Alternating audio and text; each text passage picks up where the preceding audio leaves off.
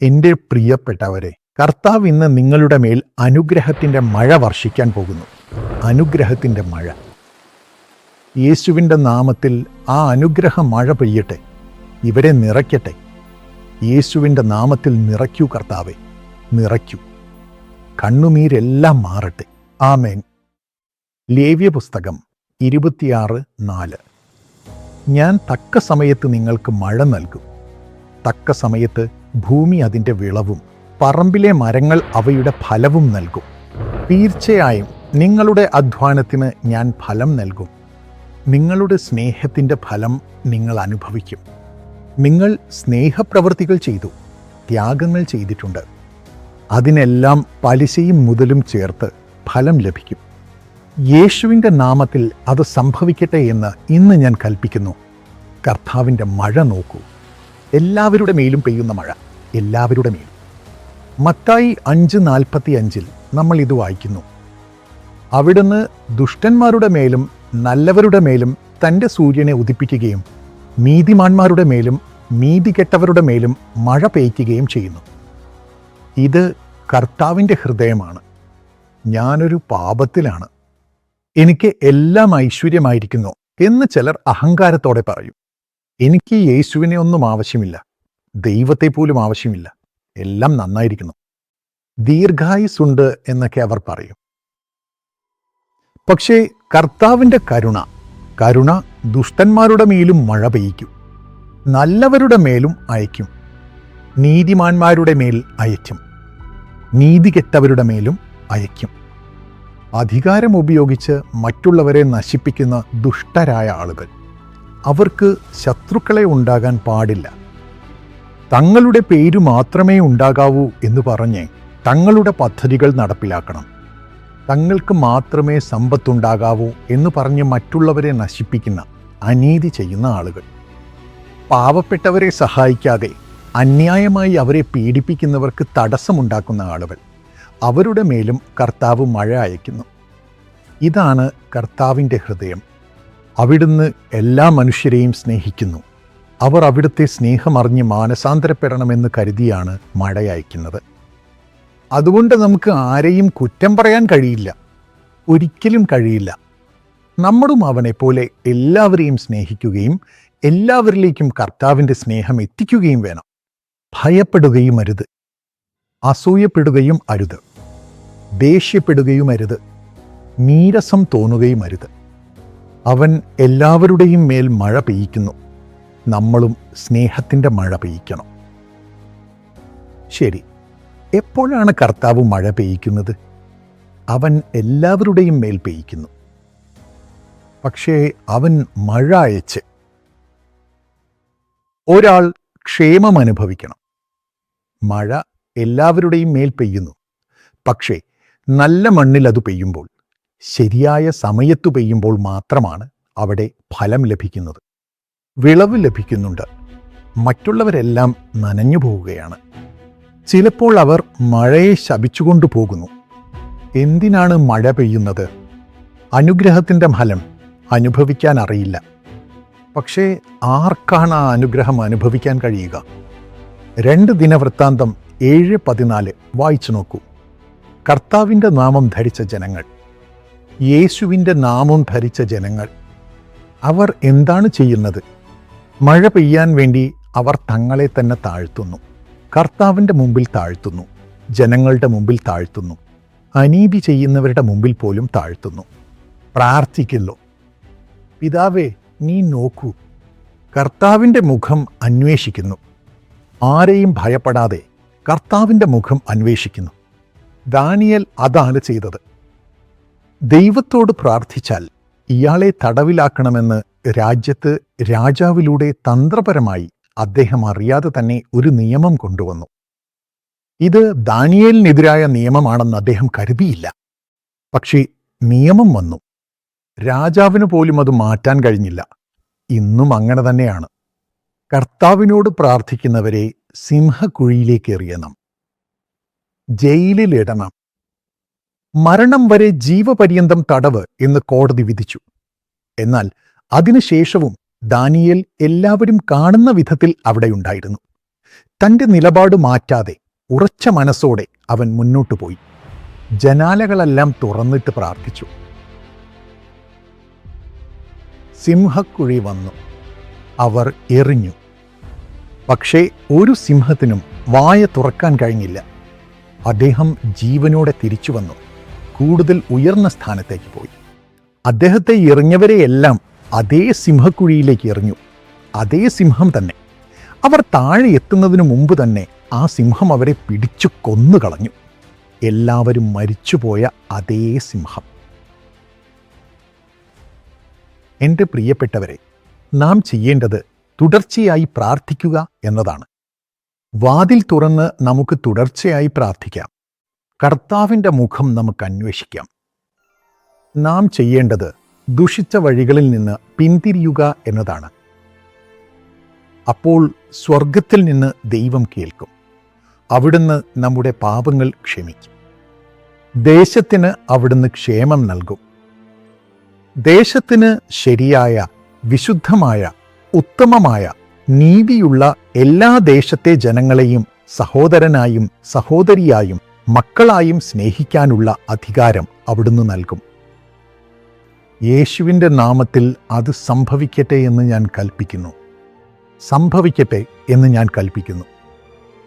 കർത്താവിൻ്റെ മഴ പെയ്യട്ടെ. ദേശത്തിന് ക്ഷേമമുണ്ടാകട്ടെ. ഇതിനായി നമുക്ക് പ്രാർത്ഥിക്കാം. നമുക്ക് നമ്മെ തന്നെ താഴ്ത്താം. എല്ലാവരിലും കർത്താവിൻ്റെ സ്നേഹമഴ നമുക്ക് ചൊരിയാം. കുറ്റങ്ങളൊന്നും പറയേണ്ടതില്ല, ചൊരിയാം.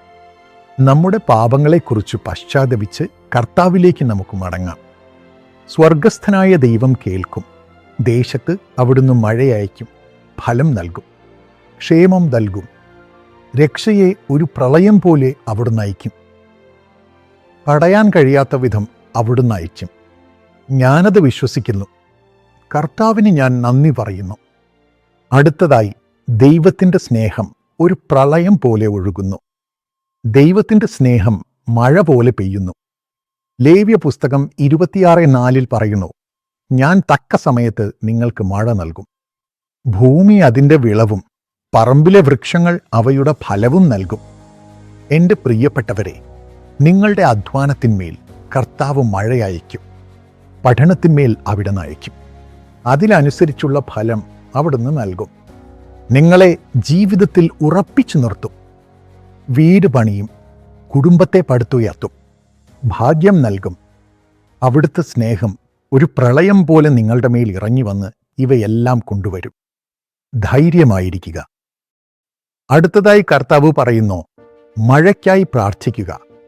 യാക്കോബ് 5:17-18 വാക്യങ്ങളിൽ, ഏലിയാവ് നമ്മെപ്പോലെ വികാരങ്ങളുള്ള മനുഷ്യനായിരുന്നിട്ടും മഴ പെയ്യാതിരിക്കാൻ അവൻ ആത്മാർത്ഥമായി പ്രാർത്ഥിച്ചു. അപ്പോൾ 3 വർഷവും 6 മാസവും ഭൂമിയിൽ മഴ പെയ്തില്ല. അവൻ വീണ്ടും പ്രാർത്ഥിച്ചു. അപ്പോൾ ആകാശം മഴ പെയ്യിച്ചു. ഭൂമി അതിൻ്റെ ഫലം നൽകി. എൻ്റെ പ്രിയപ്പെട്ടവരെ, ആത്മീയ മഴയ്ക്കായി നാം പ്രാർത്ഥിക്കണം. കർത്താവ് അതിനായി നമ്മെ ആക്കി വച്ചിരിക്കുന്നു. ആത്മീയമായ മുൻമഴയും പിന്മഴയുമെല്ലാം വരണം. ഇപ്പോൾ വരും. ദേശത്ത് പുത്രന്മാരും പുത്രിമാരും പ്രവചിക്കേണ്ടതിന് മുൻമഴയും പിന്മഴയും യേശുവിൻ്റെ നാമത്തിൽ വരട്ടെ. നമുക്കതിനായി പ്രാർത്ഥിക്കാം. നിങ്ങൾ പ്രാർത്ഥിക്കാൻ തുടങ്ങും. എൻ്റെ മക്കൾ പ്രവചിക്കണം. കർത്താവെ, അങ്ങയുടെ മക്കളും ദേശത്തെ ജനങ്ങളും ഇന്ത്യക്കാരും എല്ലാവരും പ്രവചിക്കണം. നിങ്ങളായിരിക്കുന്ന ദേശത്തിനായി പ്രാർത്ഥിക്കുക. ജർമ്മനിയിലെ ജനങ്ങൾ പ്രവചിക്കണം. അമേരിക്കയിലെ ജനങ്ങൾ പ്രവചിക്കണം. ചൈനയിലെ ജനങ്ങൾ പ്രവചിക്കണം. ഫിലിപ്പീൻസിലെ ജനങ്ങൾ പ്രവചിക്കണം. മിഡിൽ ഈസ്റ്റിലെ ജനങ്ങൾ പ്രവചിക്കണം. കർത്താവ് എന്നോട് പറഞ്ഞു, ഇത്തരത്തിലുള്ള ഒരു യുദ്ധം മധ്യപൂർവ്വ ദേശങ്ങളിൽ വരുമെന്ന് 2016 തന്നെ കർത്താവ് എന്നോട് പറഞ്ഞിരുന്നു. ഞാൻ അതിനെ ഇളക്കുമെന്ന് അവിടുന്ന് പറഞ്ഞു. ഈ യുദ്ധം വന്നിരിക്കുന്നു. അതിനുശേഷം അത് ഇസ്രായേൽ ദേശത്തേക്ക് വ്യാപിക്കും. അതിനുശേഷം റഷ്യ, ചൈന തുടങ്ങിയ രാജ്യങ്ങൾ അതിലിടപെടും. അവർ ഇതുവരെ വന്നിട്ടില്ല, വരും. അപ്പോൾ ഞാൻ അവർക്ക് രക്ഷകനായി വെളിപ്പെടും. യഹൂദന്മാർക്ക് രക്ഷകനായി വെളിപ്പെടും. എല്ലാം സമാധാനത്തിലാവും. ഒരു സമാധാന ഉടമ്പടി ഉണ്ടാകും. അതിനുശേഷം ആഫ്രിക്കയും ഇന്ത്യയും ഓസ്ട്രേലിയയും എൻ്റെ ശക്തിയാൽ ഇളക്കപ്പെടും. ദേശത്ത് മഴ പെയ്യും. അനുഗ്രഹീതമായ അവസാന നാളുകളിൽ മഴ പെയ്യും. അപ്പോൾ കൊച്ചുകുട്ടികളിലൂടെ പ്രവചനമുണ്ടാകും. എന്നെ ആദ്യമായി സ്വീകരിച്ച എൻ്റെ മക്കളെയും എല്ലാ വിഭാഗങ്ങളിലെയും മക്കളെയും ഞാൻ ഒന്നിച്ചു ചേർക്കും. അവർ പ്രവചിക്കുകയും എന്നെക്കുറിച്ച് സാക്ഷ്യം പറയുകയും ചെയ്യും. അപ്പോൾ മഴ വർദ്ധിക്കും. ദേശങ്ങൾക്ക് ക്ഷേമമുണ്ടാകും. ഞാൻ മടങ്ങി വരും. അതിനുശേഷം ഇസ്രയേൽ ദേശത്തിന് പിന്തുണ നൽകിയ രാജ്യങ്ങൾ തന്നെ അവർക്കെതിരെ എഴുന്നേൽക്കും. അതിനുശേഷം ഞാൻ വരുന്നത് അവർ കാണും. അന്ത്യം വരുമെന്ന് അവിടുന്ന് പറഞ്ഞു. എൻ്റെ പ്രിയപ്പെട്ടവരെ, ഇവ ഇപ്പോൾ സംഭവിക്കാൻ തുടങ്ങിയിരിക്കുന്നു. കർത്താവ് എന്നോട് ആദ്യം പറഞ്ഞത് ചൈനയിൽ ഒരു മഹാമാരി വരുമെന്നാണ്. അതാണ് ഇതിൻ്റെ തുടക്കമെന്ന് അദ്ദേഹം പറഞ്ഞു. നമ്മൾ കോവിഡ് കണ്ടു. അതിനുശേഷം റഷ്യയിൽ നടക്കുമെന്ന് അദ്ദേഹം പറഞ്ഞു. റഷ്യയിൽ ഉക്രൈൻ യുദ്ധം ആരംഭിച്ചു. ലോക സമ്പദ്വ്യവസ്ഥ തന്നെ ഇളകിമറിഞ്ഞു. ഇപ്പോൾ ഇറാൻ, ഇസ്രായേൽ, US. അതിനുശേഷം ഇസ്രായേലിൽ എല്ലാ രാജ്യങ്ങളും ശത്രു രാജ്യങ്ങളും സമാധാനത്തിലാകും. അപ്പോൾ യെരൂശലേം നഗരത്തിൽ സിയോൻ പർവ്വതത്തിൽ കർത്താവിനായി ഒരു വലിയ ആസ്ഥാനം സ്ഥാപിക്കപ്പെടും. ഇതൊരടയാളമായി നിങ്ങൾക്ക് കാണാം. കർത്താവ് ഇത് ചെയ്യും. ഇത് ഉടൻ സംഭവിക്കാൻ പോകുന്നു. അതിനുശേഷം ആഫ്രിക്കയും ഇന്ത്യയും ഓസ്ട്രേലിയയും കർത്താവിൻ്റെ ശക്തിയാൽ നിറഞ്ഞ് ഇളക്കപ്പെടും. മഴ പെയ്യും. ആത്മീയ മഴ പെയ്യും. ഇതിനായി പ്രാർത്ഥിക്കുക. യേശുവേ, ഇതിനായി ഞങ്ങളെ ഒരുക്കണമേ. തയ്യാറാക്കുന്നു. അനുഗ്രഹത്തിൻ്റെ മഴ കൊണ്ടുവരാനും സ്നേഹത്തിൻ്റെ മഴ ജനങ്ങളുടെ മേൽ ചൊരിയാനും ഞങ്ങളുടെ ഹൃദയങ്ങളെ അങ്ങയോട് ചേർക്കണമേ അപ്പാ. ഞങ്ങളുടെ പാപങ്ങൾക്ക് മാപ്പ് ചോദിക്കാനും താഴ്മയോടെ അങ്ങയെ തേടി വരാനും പ്രാർത്ഥിക്കാനും ഞങ്ങൾക്ക് കൃപ നൽകണമേ. ഇതിലൂടെ ദേശത്തിന് ക്ഷേമം കൽപ്പിക്കണമേ. ഞങ്ങളുടെ കുടുംബത്തിനും ക്ഷേമം കൽപ്പിക്കണമേ.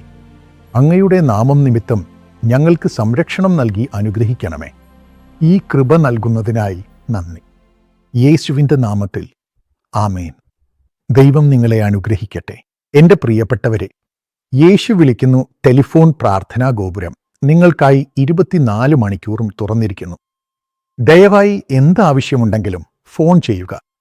അവിടെ പ്രാർത്ഥനാ വീരന്മാർ ഉടൻ തന്നെ പ്രാർത്ഥിക്കും.